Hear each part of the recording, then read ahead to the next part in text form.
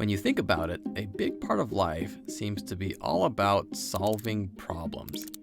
In some way or another, over and over and over again, we first recognize that we are in some kind of undesirable state, then identify how we would like things to be different, and then in some way we try to come up with a solution that will get us there. From getting groceries, to getting paid, to scoring a goal in that game you're playing, in every single waking moment of our lives, there sure are a lot of problems that we are constantly working to try and solve. One thing that we don't tend to think very much about, however, is this part right here. What goes on during that solution-making step? So what I'm going to show you today is how to turn that into a really powerful place so you can have the ability to come up with better solutions for the problems you face every day. So to use as an example, we need a problem to solve. So let's take this jumbled up Rubik's Cube. So we recognize that this is where we are and we want to get here.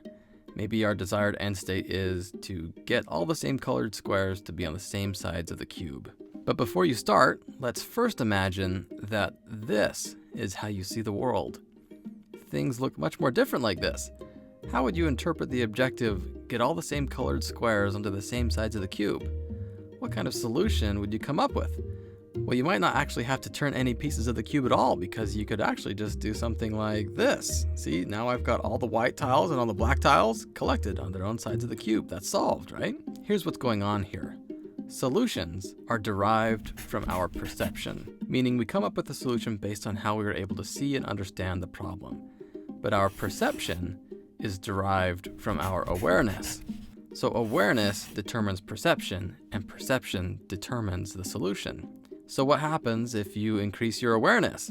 Let's say instead of only being aware of pure black and white, you're able to also be aware of all the gradients of gray that exist in between.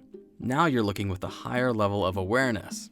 How does that change your experience of perceiving this problem? It's a little more nuanced, isn't it?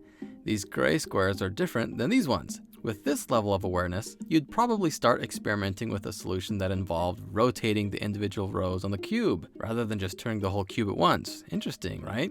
That's a completely different solution than what we came up with the first time that we had tried.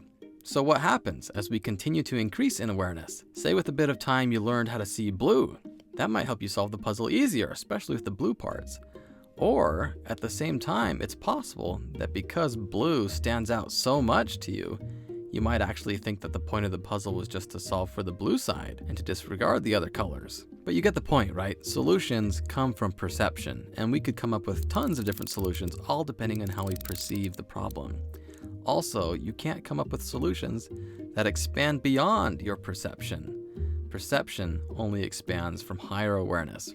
So now imagine, what if you and another person were both working on the same problem, but one of you is aware of blue and the other person was only aware of orange?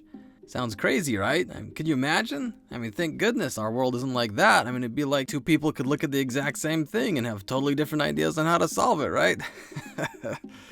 Except that's exactly the kind of world we live in, isn't it? If you find yourself in a situation where two people have conflicting solutions, it's because they both have different perceptions. And if they both have different perceptions, it's because they both are coming from different backgrounds of awareness. So we all just need to grow in awareness, right? And you want to know what the mother of all awareness is? The most important kind of awareness that any human being can benefit from understanding better? Self-awareness. There are all kinds of things to be aware of. You can be aware of colors or be aware of things. Take plant awareness, for example. If you possess plant awareness, you know that plants are a thing. You know something about how they work. You probably can tell me that plants generally start as seeds, that they need water, dirt, and nutrients before they can grow. You could probably tell me that they first grow leaves and then maybe little buds, and eventually those can turn into fruit. Nice. If you understand all that, you could say that you possess plant awareness. Congratulations. But self-awareness. What do you know about what it is that you are?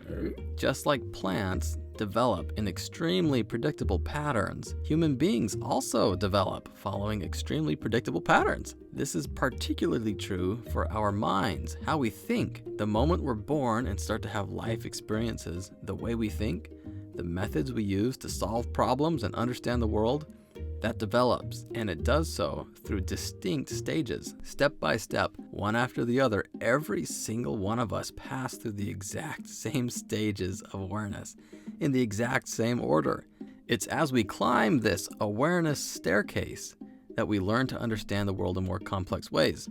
That expands our perception, which in turn allows us to come up with better or more complex solutions to our problems. Pretty amazing, right?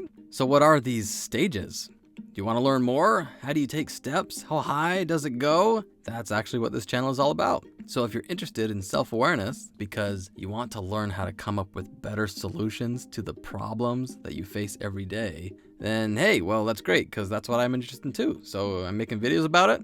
And if you want to subscribe and be part of the conversation, then man, I think that sounds really awesome. My name's Logan. Welcome to the El Cadeo Way.